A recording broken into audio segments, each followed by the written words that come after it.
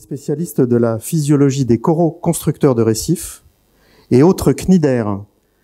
Je crois qu'il nous expliquera tous ce qu'est un cnidaire ou une cnidaire. Je ne sais même pas quel est le genre de ce mot. Par ses activités, il est amené à organiser et à animer de nombreux ateliers sur la gestion des milieux côtiers. Il est par ailleurs membre du conseil scientifique de la Fondation Prince Albert II et de l'Ifremer, ainsi que de diverses autres structures universitaires françaises ou étrangères. Voilà, il nous fait une présentation qui s'intitule « Quelles solutions pour sauver les écosystèmes marins ?» Bon, merci beaucoup. Bonjour, messieurs, dames. Bonjour, sénateurs. Merci beaucoup de m'avoir invité ici dans cet intéressant symposium. Club des cités côtières, donc vous êtes cité côtière totalement à l'interface entre la Terre et l'océan. Donc, je vais essayer ici de vous parler de cet océan. Donc, on en reparlera tout à l'heure avec la présentation de Nathalie Demy sur le rapport spécial sur les océans. Là, c'est quelques pistes, quelques réflexions sur les océans, leur importance, leurs menaces, et également, et peut-être même surtout, les solutions que l'on pourrait appliquer pour sauver cet écosystème. Donc, quelques mots d'abord sur l'importance des océans. Souvent, on parle de planète bleue, c'est vraiment la Terre une planète bleue. 72% de la surface terrestre. Ce qu'on oublie, c'est que c'est encore beaucoup plus en volume habitable. Si on compte non seulement la surface réelle, mais le volume habitable dans les écosystèmes, ben c'est pratiquement 98% du volume habitable. Il y a de la vie jusque dans les plus grands fonds, jusqu'à 11 000 mètres de profondeur. Donc, un volume très important. Bien sûr, dans ce volume, c'est une source de biodiversité. Alors, quand on regarde le nombre d'espèces, souvent on imagine que les océans revêtent la plus large biodiversité, diversité d'espèces mondiale, pas du tout. À peine 300 000, je dirais, à peine 300 000 espèces. C'est 7 fois moins que sur Terre. Sur Terre, il y a les insectes. Et les insectes, un animal sur deux est un insecte, donc les insectes ont une très grande importance. Mais ces 300 000 espèces représentent en fait tous les diversités d'embranchements dans le monde. Il y a une diversité beaucoup plus importante dans les océans que sur Terre. Donc moins d'espèces, mais une diversité énorme. Et puis ce nombre de 300 000 qui prend surtout en compte les animaux, donc les espèces un peu importantes, va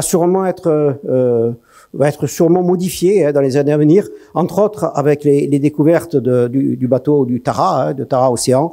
Rien qu'en protistes, c'est-à-dire en organismes unicellulaires, Tara Océan en 3 ans a mis en évidence au moins 500 000 nouveaux protistes. Donc vous voyez que ce chiffre risque d'évoluer dans les années à venir.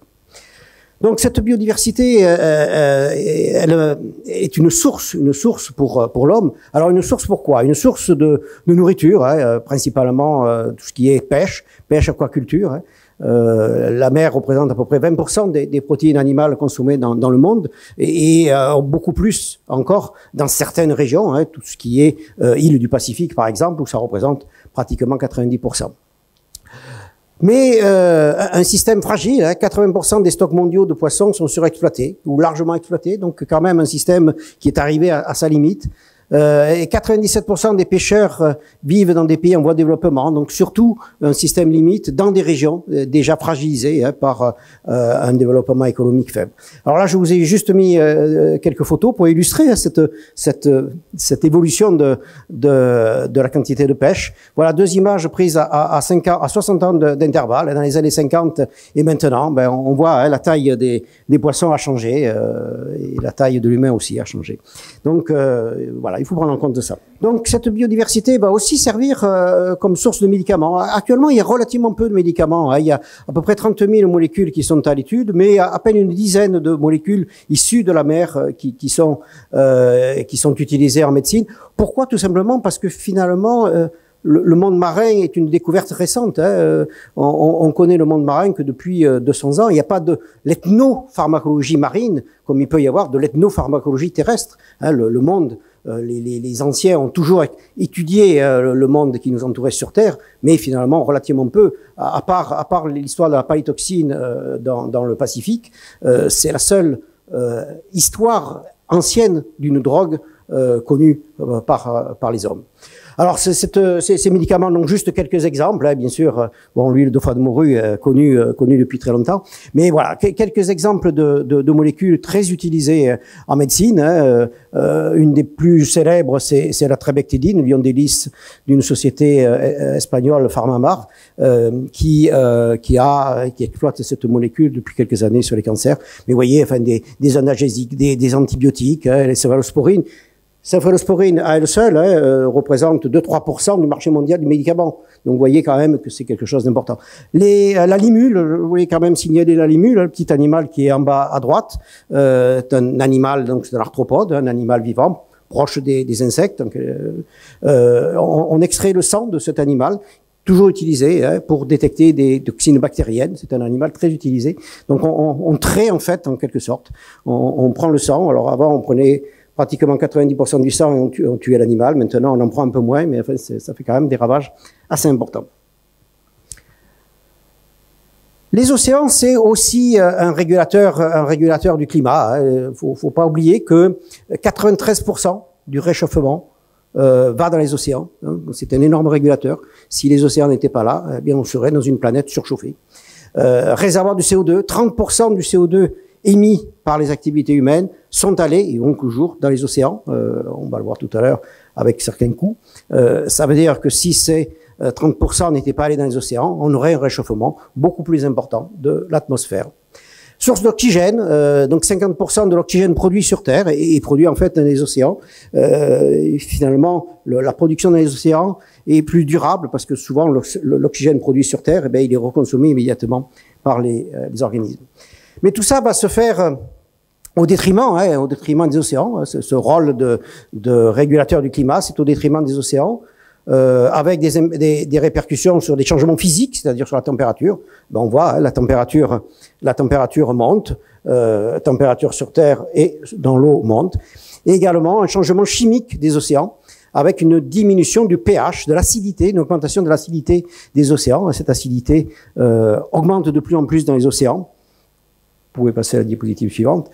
Alors, deux mots sur cette acidité, parce que c'est quelque chose souvent qui est peu connu, c'est plus complexe à comprendre qu'une augmentation de température. Ce CO2 atmosphérique va se dissoudre dans l'eau de mer, donc bénéfique pour les réchauffements, et ça diminue le réchauffement. Mais dans l'eau de mer, ce CO2 va produire de l'acidité, c'est-à-dire des protons. Et donc, on voit que l'acidité est restée stable depuis 20 millions d'années et qu'actuellement cette acidité diminue, enfin cette acidité augmente, le pH diminue et l'acidité augmente. C'est absolument mesurable, c'est quelque chose qui est fondé sur des mesures, s'il vous plaît. Et on voit que cette acidité a augmenté donc le pH d'une échelle logarithmique, l'acidité a augmenté de 30%, le pH a diminué à peine de 0,1, augmentation de 30% depuis 1800 et il est prévu une augmentation de 150% jusqu'à la fin de ce siècle. Les océans, c'est aussi une histoire intime, hein, l'océan et l'homme, et ce club des cités côtières le montre. Hein, l'homme vit près des océans, presque 4 milliards de personnes, 50% de la population mondiale vit à moins de 100 km des côtes, donc c'est très important, et ça va encore augmenter dans les années à venir. 800 millions de personnes, 10% de la population mondiale, vivent dans une zone côtière inférieure à 10 mètres d'altitude. Ça aussi, c'est très important à avoir en tête. De nombreux services rendus aux hommes, je ne vais pas en faire un inventaire, le tourisme, les bénéfices esthétiques et spirituels. Si on comparait les revenus issus des océans à ceux d'un État, donc en quelque sorte un produit intérieur brut, les océans seraient à 7e place des continents, ce qui montre l'importance économique de ces océans. Mais quand on regarde un petit peu les grandes réunions internationales, on s'aperçoit que les océans sont quand même les oubliés de ces conférences climatiques. Les rapports, ça c'était le dernier rapport du GIEC, de l'IPCC, on parle un petit peu des océans, mais enfin c'est dispersé dans la totalité du rapport. Le monde diplomatique, les océans, grand oubliés du climat. Donc on s'aperçoit que ces océans sont oubliés. Le dernier rapport spécial du GIEC, Global Warming, mentionne un petit peu les océans, mais là aussi, très peu. À tel point que le prince Albert de Monaco avait souhaité, lors de la COP21, avait demandé au GIEC un rapport spécial sur les océans, qui a été accepté par le GIEC sous la forme d'un rapport spécial sur les océans et sur la cryosphère, soutenu après par la France et de nombreux pays. Et tout à l'heure, Nathalie Inmy nous en présentera les grandes lignes. Mais, attendez, juste revenir une seconde, je voulais juste finir sur cette diapositive. Global warming at 1.5 degrés. Ce rapport montrait que il y aurait un danger si on allait au-delà d'un degré et demi, 1 degré et demi. À 2 degrés, on serait déjà dans un très grand danger pour les océans, s'il vous plaît. Et c'est vrai que quand on regarde actuellement les perspectives, on est largement au-dessus d'1 degré et demi, on est sûrement même au-dessus de 2 degrés. Vous voyez un article, les océans se réchauffent toujours de plus en plus. Les océans se réchauffent. Tout à l'heure, le sénateur Laffitte nous en parlait. Les glaces fondent de plus en plus. Donc, il y a quand même effectivement urgence. Et puis, c'est vrai que tout à l'heure, le sénateur Laffitte l'a rappelé. Jacques Chirac avait quand même fait au sommet de la Terre de Rio un discours qui était à l'époque très très innovateur. Notre maison brûle et nous regardons ailleurs. C'est toujours le cas. C'est toujours le cas. Il est souvent, on discute de savoir si les données scientifiques sont justes ou pas. Est-ce que vraiment il y a changement climatique ou pas? Je crois qu'on n'est plus dans ce problème-là. Il y a pas maintenant de doute sur tout ça. Il faut effectivement agir. Le prince l'a rappelé dans son discours introductif du rapport du GIEC il y a 15 jours. C'est vraiment le moment où il faut agir. Il faut arrêter de réfléchir sur le passé. Il faut agir et essayer de trouver des pistes sur le futur. Et donc, ce que je vais essayer de vous présenter dans les quelques minutes qui restent, c'est un petit peu des réflexions. Alors, c'est pas une liste de choses à faire. C'est juste des réflexions sur diverses exemples qui pourraient être mis en place pour essayer de trouver des solutions pour sauver les écosystèmes marins. C'est un article qu'on avait publié dans le journal Science au moment de la COP21 sur un petit peu les solutions appliquées aux récifs. Donc voilà un petit peu ce qu'on est arrivé à produire à cette époque-là. On continue à travailler là-dessus. Notre article devrait paraître sous peu, en tout cas j'espère. Donc les actions à entreprendre, on peut les classer en fait en 4 catégories. Alors ça, c'est applicable aux océans, ça pourrait être applicable à n'importe quel type d'environnement. Alors, 4 catégories. La première catégorie, c'est ce qu'on appelle l'atténuation. Oui. L'atténuation, voilà, l'atténuation. Les Anglais appellent ça mitigation. C'est en fait tout simplement ce qui revient à limiter la production de CO2. Quelle que soit l'action que l'on va entreprendre, il est évident que la première action, qui est absolument fondamentale, c'est de limiter la production de CO2. Même si on met en place des actions locales, il est absolument nécessaire de limiter aussi la production de CO2. On ne peut pas imaginer mettre en place que des actions locales en se disant ça va solutionner tous les problèmes si on ne met pas aussi des actions globales en route. Donc là, c'est vraiment important. Alors, non. Diminuer le CO2. Donc, c'est bien sûr réduire les émissions de CO2. Ça, c'est la première des choses à faire. C'est aussi réduire les concentrations de CO2. Alors, réduire les concentrations de CO2, ça veut dire trouver des puits de CO2. Alors, je ne vais pas vous faire une liste de toutes les solutions possibles. Je vais rester un petit peu dans le domaine des océans, pour réduire cette concentration de CO2. Et en regardant un petit peu les océans, eh bien, on parle du carbone bleu. Le carbone bleu, c'est tout simplement le carbone qui est stocké dans certains environnements marins. Alors, vous avez tous entendu parler du rôle important des forêts, comme stockage de carbone. Finalement, on s'aperçoit que les forêts, c'est un stockage à court terme du carbone important, mais à court terme. Parce que quand le bois brûle, l'Amazonie, ou simplement quand la forêt meurt, ben, le CO2 est remobilisé et rejeté dans les océans, dans l'air, pardon. Par contre, le carbone bleu, le carbone qu'on va trouver dans les océans, c'est un stockage à beaucoup plus long terme, parce que ce stockage, une fois que le carbone a été stocké, il va être recouvert de sédiments, et puis ça va le stocker sur des périodes beaucoup plus longues, beaucoup plus importantes.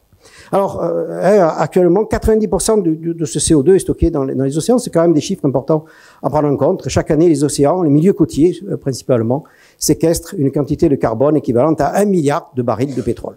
Alors, où se trouve principalement ce carbone des océans? Quand on regarde les milieux côtiers, il se trouve dans 3 grands écosystèmes. Les herbiers, donc on en trouve de partout. Ici, c'est les herbiers de Posidonie, c'est-à-dire des plantes à fleurs marines.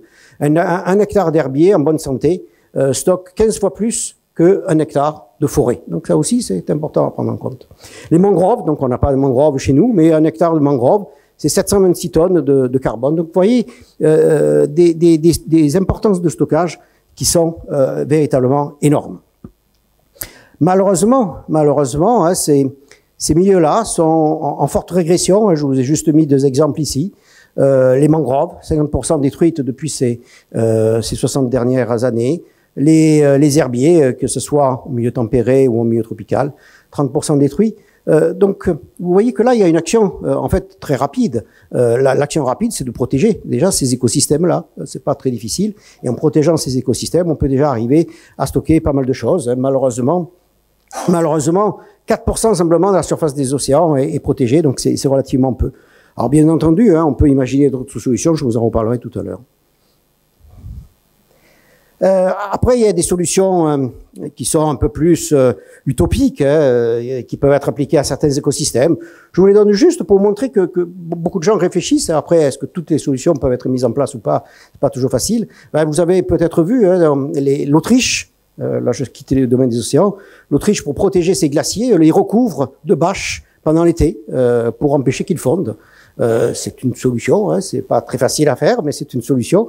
Eh bien, pour les océans, hein, certains ingénieurs ont trouvé des solutions un peu similaires. Par exemple, pour protéger les récifs coralliens, c'est quand il y a des pics solaires, de mettre des genres de films lipidiques biodégradables ou des petites billes qui pourraient protéger certains milieux de rayonnement un peu trop important. Autre solution, hein, c'est d'essayer, là on arrive dans une complexité un peu plus importante, d'essayer de provoquer ce qu'on appelle des upwellings, c'est-à-dire de remontée d'eau froide, profonde, riche en nutriments, hein, c'est de l'eau froide, donc qui pourrait refroidir les milieux côtiers en créant des systèmes. Hein, on peut créer des systèmes, soit en positionnant des digues au fond de la mer pour créer ces upwellings, ou en mettant en place des pompes. C'est des choses qui sont mises en place dans certains endroits dans le monde, qui sont quand même très difficiles à mettre en route. Puis il y a des solutions beaucoup plus farfelues, hein, vraiment de la géo-ingénierie. Certains scientifiques imaginent par exemple, pour empêcher l'acidification des océans, broyer du calcaire puis le rejeter en mer. Alors si vous calculez le nombre de montagnes de calcaire qu'il va falloir, on n'aura plus de rochers calcaires autour de chez nous. D'autres solutions, c'est la fertilisation des océans. Hein. La croissance un peu du plancton est limitée par la quantité de fer présente dans les océans. Donc on peut imaginer mettre du fer, hein, comme vous mettez des engrais à vos plantes vertes, mettre du fer dans les océans, ça va favoriser la photosynthèse et donc ça va capter du carbone qui va être après stocké en profondeur. C'est une solution effectivement qui a été testée, hein, en grand avec des relargages de centaines de tonnes de fer. On s'aperçoit en fait que ça marche pas si bien que ça. C'est très labile, il s'est pas stocké en profondeur. Et puis surtout, voilà, on touche là, hein, au fonctionnement même, hein, de notre planète Terre. Donc c'est pas la planète Terre, c'est pas un laboratoire. Il faut se méfier de ce qu'on fait. Hein. Alors j'ai pas cité là, mais il y a d'autres chercheurs, des chercheurs de très grand renom, hein, qui imaginent par exemple lancer dans l'espace des systèmes de particules, hein, pour diminuer aussi la quantité de soleil. Donc vous voyez qu'après là, on peut arriver très rapidement dans des systèmes un peu complexes et difficiles. Deuxième type de solution, c'est la protection. Hein, la protection, c'est finalement une solution relativement facile à mettre en place. Alors parmi les solutions de protection, ben, c'est développer les aires marines protégées. C'est finalement la solution la plus facile. Alors vous voyez que ben, malheureusement les aires marines protégées, il n'y en a pas beaucoup. 4% de la surface des océans. Hein, le but c'est d'arriver à 10%, mais bon pour l'instant on en est encore un petit peu loin. Donc quand même un certain retard. Alors un certain retard qui est aussi, enfin le problème des aires marines protégées, c'est que vous protégez un milieu tel qu'il est. Si vous avez un réchauffement global qui arrive trop important, ben ça va détruire le milieu, hein, même s'il est protégé. Alors la protection va diminuer les autres atteintes sur le milieu, les autres types de pollution. Donc ça augmente la résistance hein, de votre milieu, mais ce n'est pas une panacée, c'est pas une solution définitive pour l'avenir. Par rapport aux aires marines protégées, ben quand même notre région, hein, la région sud, est une très bonne élève avec trois parcs nationaux, un très grand nombre de petits parcs, le parc Pélagos. Donc finalement, hein, une zone ici qui est très en avance sur les problèmes de protection. Troisième type de solution à mettre en place, la réparation. C'est par exemple la restauration de milieux dégradés. Donc là, voilà un exemple qui est réalisé à Monaco dans le cadre de la réserve sous-marine de Monaco. Ce sont des récifs artificiels en 3 dimensions hein, qui ont été réfléchis par rapport aux espèces de poissons hein, que ces récifs sont censés protéger et qui ont été créés par une imprimante 3D. Donc des récifs vraiment totalement adaptés. Donc cette expérience a été pilotée par le professeur Patrice Francourt hein, qui devait être présent aujourd'hui et qui malheureusement a été empêché, et par Jacqueline de Bernardi qui est la directrice de l'association monégasque pour la protection de la nature des réserves sous-marines de Monaco. Donc ça c'est une expérience qui marche bien. Mettre en place des récifs, alors ça se fait largement hein, dans le monde, les Japonais sont très forts là-dessus.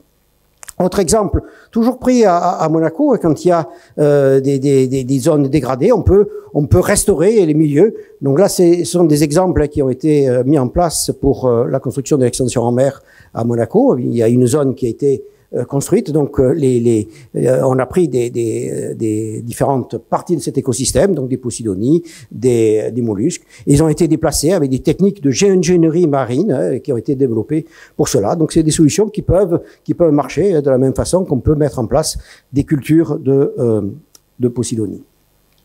Autre exemple appliqué à un domaine que je connais bien, qui est celui des coraux. Hein, de plus en plus, on met en place dans les zones tropicales des nurseries de coraux pour restaurer des milieux dégradés.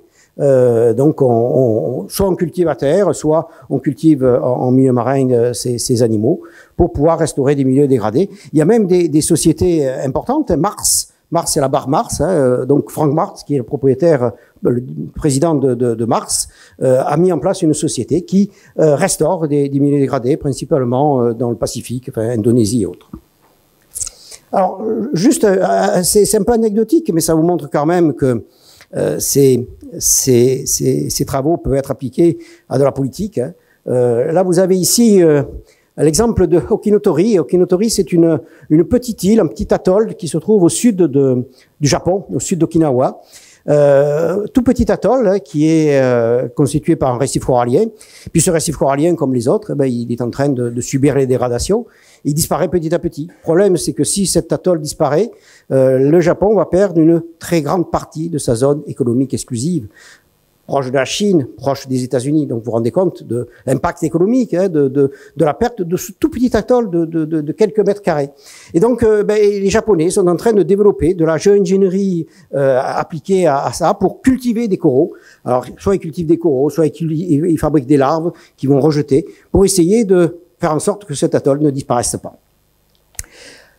Autre type de réparation hein, de ces écosystèmes, c'est ce qu'on appelle l'évolution assistée.